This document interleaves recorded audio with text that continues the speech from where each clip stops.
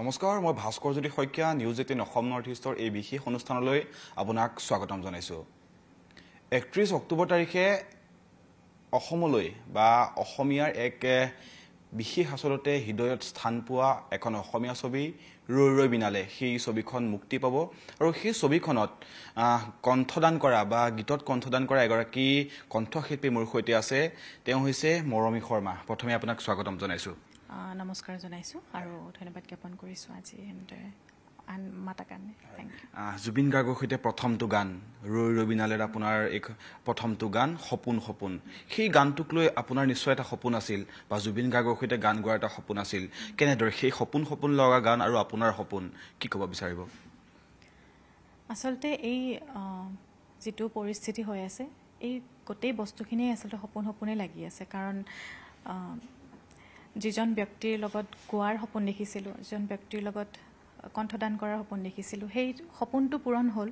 কিন্তু সেই ব্যক্তিজন আমাৰ মাজত নাই গতিকে এই বস্তুটো একসেপ্ট কৰিব পৰাটোৱেই আসলতে বহুত কঠিন হৈ গৈছে এই মুহূৰ্তলৈকেও মানে এটো ভাবিব পৰা নাই যে দাদা আমাৰ মাজত নাই একেবাৰে কষ্টকৰ হৈছে এটা সপোনৰ পোখা মেলিছিল আৰু সেই সপোন আধা আপোনাৰ কাৰণে সেইখিনি হৈ উঠিছিল বা সপোন পূৰণ হৈছিল বাকি বহু সপোন আছিল জুবিন গাৰ্গৰ সৈতে যেহেতু জুবিন গাৰ্গৰ যি মৃত্যু আসলে মৃত্যু বুলি ক'লে ভুল হ'ব জুবিন গাৰ্গ আমাৰ মাজত কায়িকভাৱে নথকাৰ প্ৰায় 40 দিন হ'বৰ হৈছে এই কেইদিনত জুবিন গাৰ্গক কেনেদৰে অনুভৱ কৰিছে বা জুবিন গাৰ্গৰ সৈতে কেনেকুৱা ধৰণৰ আপোনাৰ সম্পৰ্ক আছিল আপুনি ষ্টেজতো তেওঁৰ সৈতে গান গাইছে পাৰফৰ্ম কৰিছে সমান্তৰালকৈ এই যি সপোন সপোন গীতটো সেই গীতটো কেনেদৰে আপোনাক বিচাৰি পাইছিল জুবিন গাৰ্গে আপুনি জুবিন গাৰ্গৰ লগত গীতটো কণ্ঠদান কৰি কেনেকুৱা অনুভৱ হৈছিল প্ৰথম সেই যদি গোটেইখিনি আপোনাৰ পৰা জানিবলৈ পাওঁ হয় আসলতে তেখেত কায়িকভাৱে নাই যদিও আমাৰ মনত বা হৃদয়ত প্ৰত্যেকজন অসমীয়াৰ হৃদয়ত তেখেত থাকিব সদায় আৰু এই গানটো গোৱাৰ বাবে তেখেতে মোক 2022 চনতে কৈছিল আসলতে NKTVৰ মায়াবিনী ৰাতিৰ বুকুত অনুষ্ঠানটোৰ জৰিয়তে মই তেখেতক লগ পাইছিলোঁ আৰু তেখেতে হয়তো ভাবিলে মই গীতটোৰ লগত মই গালে ভাল লাগিব বা মোৰ কণ্ঠটো ভাল লাগিব বুলি ভাবি তেখেতে মোক গোৱাইছিল আৰু তেতিয়াৰ পৰাই দাদাৰ লগত মোৰ সম্পৰ্কটো আৰম্ভ হৈছিল আৰু তেতিয়াৰ পৰাই মই তেখেতৰ লগত ষ্টেজতো গাইছো বহুকেইখন ষ্টেজত গাইছো আসলতে আৰু এনেকুৱা নহয় মই তেখেতৰ লগত ফিক্সকে নাছিলো বাৰু কিন্তু বহুকেইখন অনুষ্ঠানত তেখেতৰ লগত গাইছিল আৰু তেখেতে মানে এটা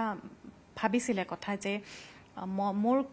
পাৰ্সনেল বা মোৰ ঘৰুৱা কথাও তেখেতে বহুতখিনি জানে তাৰ বাবে মোক তেখেতে কৈছিল যে তই চিন্তা কৰিব নালাগে তই বহুত ভাল গাও গতিকে মই তোক প্ৰমোট কৰিম বা মই তোক আগুৱাই দিম মানুহৰ আগত চিনাকি কৰাই দিম আৰু তেখেতে এনেও নৱ প্ৰতিভা নতুন প্ৰতিভাখিনিক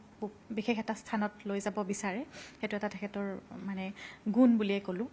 গতিকে তেখেতে সকলোকে প্লেটফৰ্ম দিয়ে যদি প্ৰতিভা থাকে গতিকে মোকো তেনেদৰে তেখেতে প্লেটফৰ্মটো দিছিলে তেখেতৰ লগত গোৱাৰ পিছত মোক বহুখিনি ৰাইজে অসমৰ ৰাইজে জানাও হৈছিল গতিকে তেনেদৰে তেখেতৰ বহুত আশা আছিল আৰু ৰৈ ৰৈ বিনালেৰ পিছত বহুত প্ল্যান আছিলে গানটো ৰিলিজ হ'ব 22 তাৰিখে তেখেত আহি গানটো ৰিলিজ কৰিব তাৰ পিছত কিখনমান শ্ব' আছিলে সেই শ্ব'ত আমি একেলগে মই নিজৰ কণ্ঠত গোৱা তেখেতৰ লগত গোৱা গীতটি মই পাৰফৰ্ম কৰিম বুলি ভাবিছিলোঁ দাদাৰ লগত একেলগে গতিকে তেখেতৰ লগত গোৱাটো তেখেতক এবাৰ চুই চাব পৰাটো বহুত ডাঙৰ কথা মোৰ যিটো সপোন আছিল আৰু প্ৰত্যেকজন মানুহৰে থাকে গতিকে সেই সপোনখিনি বাস্তৱ হ'ল কিন্তু সেই ব্যক্তিজন নাই গতিকে বহুত দুখজনক কথা কি কম আৰু সেই সময়খিনিৰ কথা ভাবিলে হয়তো আপোনাৰো চকু হেমেকি উঠে বুকু গধুৰ হৈ পৰে জুবিন গাৰ্গ কায়িকভাৱে নাই কিন্তু জুবিন গাৰ্গৰ সৈতে থকা আপোনাৰ সপোনখিনি এতিয়া হয়তো সেয়া পূৰণ নহ'ব কিন্তু যিয়ে আপোনাৰ আধা আসলতে সপোন পূৰণ হ'ল সেইখিনিক লৈ সুখী নে আপুনি এতিয়া যদি মোৰ কথা ভাবি মই কওঁ তেতিয়াহ'লে ব্যক্তিগত কথা হিচাপে যদি কওঁ তেতিয়াহ'লে মোৰ সপোনটো পূৰণ হ'ল আৰু বিশেষকৈ দাদাৰ লগত কণ্ঠদান কৰাৰ যিটো সপোন আছিল কাৰণ এই গীতটি যদি মই নাগালো হয় তেতিয়াহ'লে মোৰ কেতিয়াও দাদাক আৰু দাদাৰ লগত গাব নোৱাৰিলো হয় গতিকে সেই সপোনটো নিশ্চয় পূৰণ হৈছে আৰু খুব হ্যাপি আছিলোঁ এক্সাইটেড হৈ আছিলোঁ আৰু তেখেতৰ এক্সাইটমেণ্টটো দেখি আমি গোটেই টিমটোৱে ৰৈ ৰৈ বিনালে গোটেই টিমটো বহুত বেছি এক্সাইটেড হৈ যায় কাৰণ তেখেত বহুত এক্সাইটেড হৈ আছিল আৰু বহুত সপোন দেখিছিলে এই চিনেমাখনক লৈ কষ্ট কৰিছিলে দিনে ৰাতিয়ে কাম কৰিছিলে সকলোৱে জানে গতিকে মই সুখী মোৰ ব্যক্তিগতভাৱে ক'বলৈ গ'লে কিন্তু তেখেত যে এতিয়া নাই সেই কথাটোক লৈ যেন মোৰ এক্সাইটমেণ্টটো বা মোৰ সুখখিনি মই অনুভৱে কৰিব পৰা নাই তেনেকুৱা হৈছে আৰু কেইটামান প্ৰসংগ আচলতে যিহেতু আপুনি ষ্টেজত পাৰফৰ্ম কৰাৰ কথা কৈছিল জুবিন গাৰ্গৰ সৈতে হয়তো বহু কেইবাৰ আপুনি পাৰফৰ্ম কৰিছিল সেই সময়ত হয়তো সিদ্ধাৰ্থ শৰ্মা বা যিগৰাকী তেওঁৰ সহযোগী বাদ্যযন্ত্ৰী শিল্পী আছিল শেখৰজ্যোতি গোস্বামী তেওঁকো হয়তো লগ পাইছিল তেওঁলোকৰ বিষয়ে কেনেকুৱা ধৰণৰ যিহেতু তেওঁলোকৰ বিষয়ে বাহিৰত এতিয়া চৰ্চা হৈ আছে সকলো ঠাইতে তেওঁলোকৰ ব্যৱহাৰৰ ক্ষেত্ৰত হওক বা জুবিনদাৰ সৈতে সেই জুবিন গাৰ্গক তেওঁলোকে চিনি পোৱা নাছিল বুলিয়ে হওক বহু ক্ষেত্ৰত আচলতে চৰ্চা লাভ কৰিছিল কেনেকুৱা ধৰণে তেওঁলোকক কেনেদৰে পাইছিল মই আচলতে বহু সময় পোৱা নাই কিন্তু যিখিনি সময় পাইছোঁ ষ্টেজত সিদ্ধাৰ্থ দাক মেনেজাৰ হিচাপে পাইছোঁ আৰু শেখৰ দাক এজ এ মিউজিচিয়ান দাদাৰ সহশিল্পী হিচাপে পাইছোঁ মই সিদ্ধাৰ্থ দাৰ কথা ক'বলৈ গ'লে তেখেত বহুত ষ্ট্ৰেইট ফৰৱাৰ্ড আছিলে আৰু মই এইটো ক'বলৈ নাযাওঁ যে সেইটো ক্ষেত্ৰত মই বেয়া পাওঁ কিন্তু তেখেত এজ এ মেনেজাৰ হয়তো দাদাৰ প্ৰতি বহুত কেয়াৰ দেখাইছিলে আৰু সেইখিনি কৰিছিলেও চাগে কিন্তু আমি যিটো দেখিছোঁ তেখেতে ইমান কেয়াৰ দেখায় বা কোনোবাই যদি ষ্টেজত আহে বা দাদাৰ প্ৰতি মানে সেইটো বেলেগ এটা লেভেলত তেখেতৰ কেয়াৰটো আছিলে বা শেখৰ দাহঁতৰো আছিলে এনি টাইম শেখৰ দা আৰু সিদ্ধাৰ্থ দা সোঁহাতে বাওঁহাতে থাকেই দাদাও নিজে এইটো কথা কয় যে লেফ্ট হেণ্ড ৰাইট হেণ্ড বুলি কৈছিল কিন্তু সেই বস্তুখিনিৰ পিছত এতিয়া যিটো চিটুৱেশ্যন পোহৰলৈ আহিছে এতিয়া যিখিনি ভিডিঅ' আমি দেখিছোঁ কাৰণ ছিংগাপুৰত আমি কোনেও নাছিলোঁ কিন্তু যিখিনি ভিডিঅ' দেখিছোঁ সেইখিনিৰ আধাৰত যদি ক'ব যাওঁ তেতিয়াহ'লেতো সেই যিখিনি বস্তু দেখিছিলোঁ একদম বিপৰীত হৈছে যিটো কেয়াৰ দেখাইছিল সেই কেয়াৰখিনিৰ একেবাৰে অপজিট হৈছে গতিকে প্ৰায়ভাগ মানুহে জানে দাদা আজি কিছু বছৰৰ পৰা বহুত দুৰ্বল বা তেখেতৰ হেল্থ কিবা কিবি ইছ্যু হৈছে অসুস্থ হৈ আছিলে হয় গতিকে সেইটো কথা বাহিৰা মানুহেই যদি জানে ইমানখিনি টিমৰ মানুহখিনি বা as a manager as a musician কিমানখিনি লেভেলত জানিব সেইটো কথা সকলোৱে জানে তাৰ পিছতো ইমানখিনি কিয় নেগলেক্ট হ'ল সেইটোক লৈ মই কুৱেশ্যন কৰিব বিচাৰোঁ লগতে এইটোতো কোনেও ভবা নাছিল আমিও কেতিয়াও ভবা নাই যে এনেকুৱা ধৰণৰ এটা চিটুৱেশ্যন তেওঁলোক থকাৰ পিছত হ'ব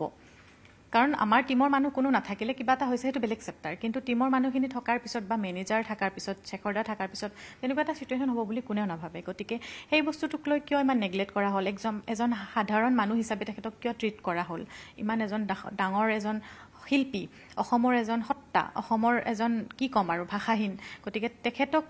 জুবিন গাৰ্গক লৈ সেই শিল্পীজনক লৈ যে ইমান নেগলেক্ট হ'ব কেতিয়াও ভবা নাছিলোঁ আৰু তেখেতৰ বাবে আজি জাষ্টিচ লিখিব লগা হৈছে আমি জাষ্টিচ বিচাৰিব লগা হৈছে সেইটো খুব দুখজনক কথা যদি আপোনাক ছিংগাপুৰলৈ আপুনিও হয়তো গ'লহেঁতেন তেতিয়া হয়তো আপুনিও সেই জুবিন গাৰ্গৰ হৈ বা তেওঁক আচলতে শুশ্ৰূষা কৰাত থাকিলে হয় বা তেওঁৰ সময়খিনি যোনখিনি তেওঁ সময়মতে দৰৱ ল'বলগীয়া থাকে সেইখিনি আপুনি নিশ্চয় খেয়াল ৰাখিলে হয় নিশ্চয় আৰু মেইন কথাটো হৈছে যেতিয়া আমাৰ ৰৈ ৰৈ বিনালেৰ যিটো সপোন সপোন গানটো সেইটো 14 তাৰিখে ৰেকৰ্ডিং হৈছে 14 তাৰিখে ৰেকৰ্ডিং হোৱাৰ সেই দিনাখনত যেতিয়া মই গৈছোঁ দাদা খুব অসুস্থ মানে দেখিলে মানুহ এজনক গম পায়তো যে তেখেত সুস্থ হৈ আছে নে অসুস্থ হৈ আছে গম পায় আৰু সেই সময়তে দাদাই এইটো কথাও কৈছে ৰেকৰ্ডিং হৈ যোৱাৰ পিছৰ কথা দেই এইখিনি তেতিয়া কৈছে যে মোৰ বহুত কাম বাকী আছে একেবাৰে বহুত বেছি কাম ডাবিঙৰ কাম বাকী আছে গতিকে মোৰ একেবাৰে যাব ইচ্ছা নাই কিন্তু মানে শ্যামকানু মহন্তৰ কথা কৈছে যে সি কামুৰি আছে বুলি কৈছে তো মই ভাবোঁ তেতিয়া মই দাদাক কৈছোঁৱে যে আপুনি যদি গা বেয়া হৈ আছে বা মই দেখি এনেকুৱা লাগিছে যে তেখেতে গা বেয়া হ'ব বুলিতো কেতিয়াও নকয় তেখেতে সদায় নিজক ইমানখিনি এক্টিভ কৰি ৰাখে যে গা বেয়া কথা আহিয়েই নপৰে তাত মই তেতিয়া কৈছোঁ যে আপোনাৰ বহুত মানে টোপনিৰ প্ৰয়োজন হৈছে আপোনাক ৰেষ্টৰ প্ৰয়োজন হৈছে যদি আপুনি নোযোৱাকৈ হয় তেতিয়াহ'লে আপুনি থাকক মই সিদিনাখনো সেইটো কথা কৈছোঁ তাৰপিছত দাদাই কৈছে যে নহয় মই তাৰ ব্ৰেণ্ড এম্বেচেডৰ গতিকে মই নগ'লে অনুষ্ঠানটো কেনেকৈ পাতিব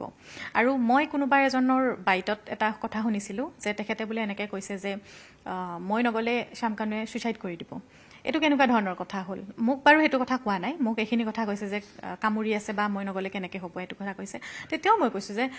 নগ'লে যদি হয় নালাগে যাব কিন্তু আল্টিমেটলি তেখেত গ'ল আৰু আমি কোনেও নভবা এটা ঘটনা ঘটিল যিটো অসমৰ ৰাইজৰ বাবে কেতিয়াও মানি ল'ব নোৱাৰা এটা ঘটনা ইতিমধ্যে সেই যি ছিংগাপুৰৰ কথাখিনি সেই কথাখিনিৰ কথা আলোচনা কৰিলে অমৃতপ্ৰভা মহন্তৰ নামো আচলতে সাঙুৰ খায় গতিকে অমৃতপ্ৰভা মহন্তক লৈ কেনেকুৱা ধৰণৰ মন্তব্য আপুনি দিব বিচাৰিব কি ক'ব বিচাৰিব তেওঁৰ হৈ আচলতে অমৃতপ্ৰভা মহন্তক মই বহুত বেছি নাজানো কিন্তু মই যেতিয়া 2023 চনত চাগে মই দাদাৰ লগত বিহু ছিজন নকৰিলোঁ আৰু তেতিয়া অমৃতপ্ৰভা আমাৰ টীমত আহিছে তেতিয়া মই যদি এজ এ সহশিল্পী মই ক'ব বিচাৰোঁ তেতিয়াহ'লে দাদাৰ যিটো প্ৰব্লেম আছিল হেল্থ ইছ্যু আছিল সেইটোক লৈ মই কেতিয়াও দাদাক প্ৰথম কথা মই যাব নিদিলোঁ হয় মই কমচে কম মই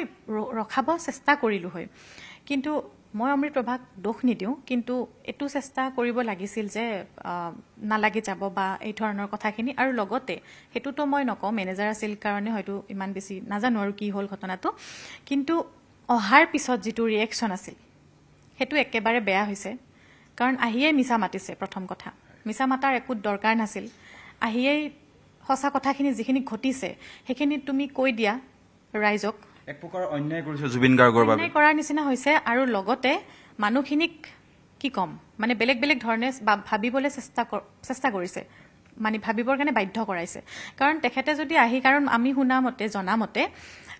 ভিডিঅ'জ যিখিনি লোৱা হৈছিল অমৃত প্ৰভাৰ মোবাইলেৰে লোৱা হৈছিল বুলি কোৱা মানে শুনিছোঁ নিউজত পাইছোঁ গতিকে যদি সেইটো সঁচা তেতিয়াহ'লেতো এইটো বহুত ডাঙৰ ঘটনা হৈছে কাৰণ অমৃত প্ৰভা মহন্তই আহিয়ে কৈছে যে সেই ঘটনাটো ঘটাৰ সময়খিনিত তেখেত ইয়ৎখনত নাছিল মানে ওপৰত আছিল তেখেতে ঘটনাটো নিজ চকুৰে দেখাও নাই বুলি কৈছে কিন্তু যদি তেখেত মই ভইচটোও তেখেতৰ শুনিছোঁ যে ৱা এনেকৈ কৈছে দাদাৰ মানে সাঁতুৰি থাকোঁতে তেনেকুৱা এজন মানুহক যিজন মানুহৰ পানীৰ পৰা এটা ডাঙৰ এটা ইছ্যু হৈ যাব পাৰে তেনেকুৱা মানুহজনক পানীত নমোৱাৰ পিছত লগত থকা মানুহখিনি কেনেকৈ বাহ দি তেখেতক বেছি এপ্ৰিচিয়েট কৰিব পাৰে বেছি সাহস দিব পাৰে সেইটো হ'বই নালাগিছিল আৰু আহি যিখিনি মিছা মাতিছে তাৰ কাৰণে অসমৰ ৰাইজে অমৃত প্ৰভা মহন্তক আৰু বেছি বেয়া পাইছে লগতে ময়ো দাদাৰ সহশিল্পী হিচাপে অনুৰাগী হিচাপে ময়ো বেয়া পাইছোঁ সেইখিনিয়ে এতিয়া ৰৈ ৰৈ বিনালে কথা কিছু পাতিবলৈ যত্ন কৰিম আপোনাৰ সৈতে ৰৈ ৰৈ বিনালেক লৈ জুবিন গাৰ্গৰ এটা ডাঙৰ সপোন আছিল আৰু সেই সপোন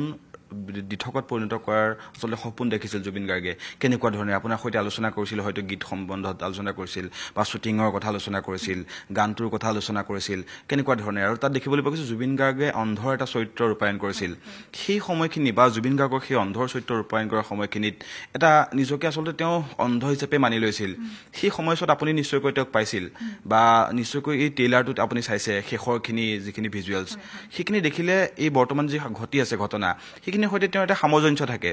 গতিকে গোটেই ঘটনাটো বা গোটেই সময়খিনিক লৈ আপুনি কি বিচাৰে কি কয়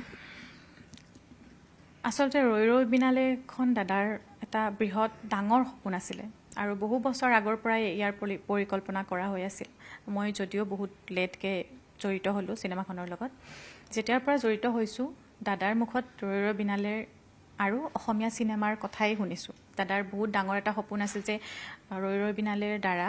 তেখেতে মানে বহুত ডাঙৰ এটা কিবা কৰিব লগতে অসমীয়া চিনেমাক লৈ তেখেতে বহুত সপোন দেখে অসমীয়া চিনেমাৰ হৈ কাম কৰিব বিচাৰে গতিকে সেই বস্তুখিনিক লৈ বহুত সপোন দেখিছে তেখেতে আৰু বহুত হাৰ্ড ৱৰ্ক কৰিছে এনেও দাদাই ৰেষ্টলেছ এটা লাইফ কটাই থাকে ৰেষ্টে নলয় কামেই কৰি থাকে 24 ঘণ্টাই গতিকে সেইটোৱে আৰু লগতে ৰৈ ৰৈ বিনালেক লৈ মোক যিখিনি কথা কৈছে ৰৈ ৰৈ বিনালেৰ গানবোৰ ৰৈ ৰৈ বিনালে হৈছে এখন মিউজিকেল চিনেমা এনেকুৱা লাগে আপোনালোকে চিনেমাখন চালেও গম পাব যে দাদাৰ বায়োগ্ৰাফি কৰা নিচিনা দেন দাদাৰ লাইফটো দেখাইছে বা দাদাৰ লগত বহুত ৰিলেট আগৰ চিনেমা তেনেকুৱা হোৱা নাই মিছন চাইনা হওক বা কাঞ্চনজংঘা হওক তেনেকুৱা ষ্টৰী নাছিল এইখন এটা কমপ্লিট বেলেগ এটা ষ্টৰীৰ হয় আৰু সেয়াই আৰু প্ৰমোটো দেখি চবেও গমেই পাইছে যে কেনেকৈ মানে ভগৱান যেন তেখেতে আগৰ পৰা জানিছিল এনেকুৱা ধৰণৰ কিবা এটা ঘটিব বা কি ক'ম আৰু মানে চাবলৈ মানুহৰ এতিয়া ভাবি আছে সকলোৱে যে চিনেমাখন আমাৰ হৈছে তেনেকুৱা যে চিনেমাখন কেনেকৈ চাম সেই সময়খিনি বা সেই ভিজুৱেলছখিনি দেখিলে বা এই প্ৰমো ট্ৰেইলাৰটো আপুনি চালে সেই সময়খিনিৰ লগত কেনেকৈ তুলনা কৰে জুবিন গাৰ্গে আচলতে নিজেই নিজৰ কাহিনী যেন কৈ গৈছে ৰাইজক সেইখিনিক লৈ কি ক'ব বিচাৰিব বা সেইখিনি সময়খিনিক লৈ কেনেকুৱা ধৰণে মন্তব্য কৰিব বিচাৰিব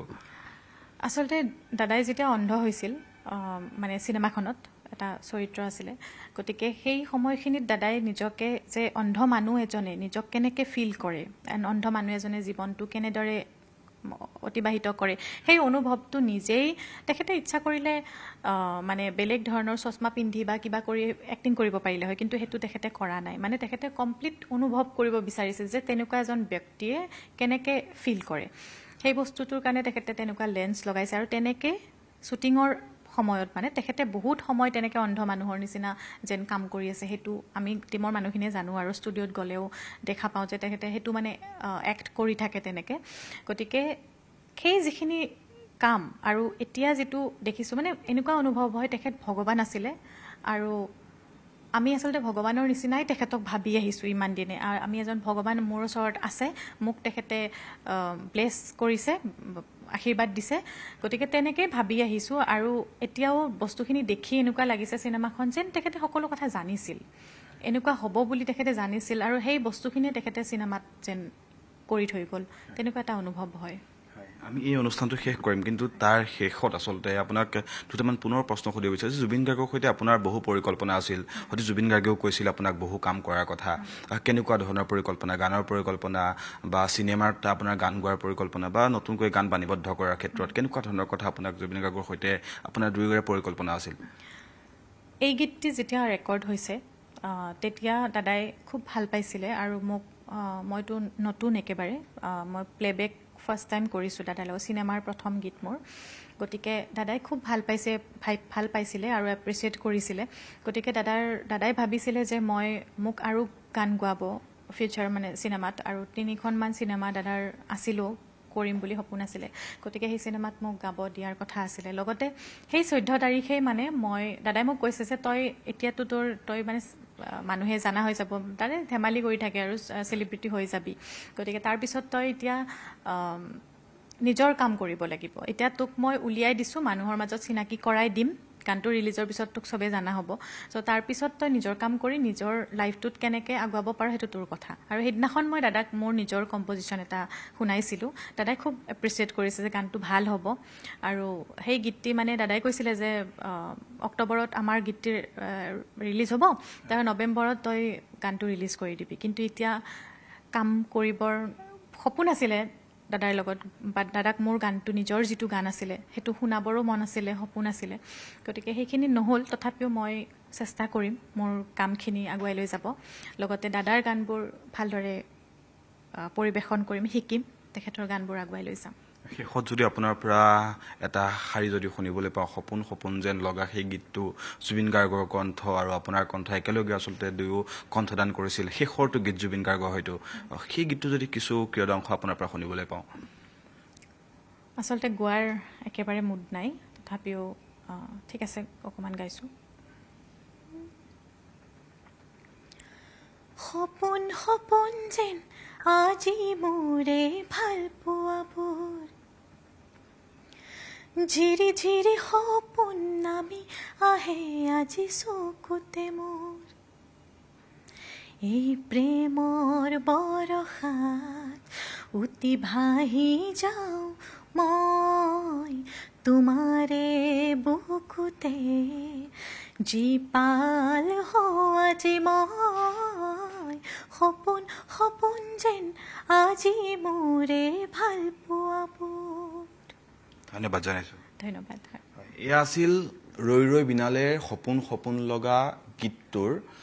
কণ্ঠদান কৰা মৰমী শৰ্মা আৰু মৰমী শৰ্মাৰ সৈতে আমি কথা পাতিবলৈ যত্ন কৰিলোঁ জুবিন গাৰ্গৰ সম্বন্ধে তেওঁৰ সৈতে কথা পাতিলোঁ গোটেই ঘটনাৰ সন্দৰ্ভত তেওঁৰ পৰা জানিবলৈ যত্ন কৰিলোঁ এতিয়ালৈকে এই বিশেষ অনুষ্ঠান চাই থকাৰ বাবে আপোনালোকক ধন্যবাদ জ্ঞাপন কৰিছোঁ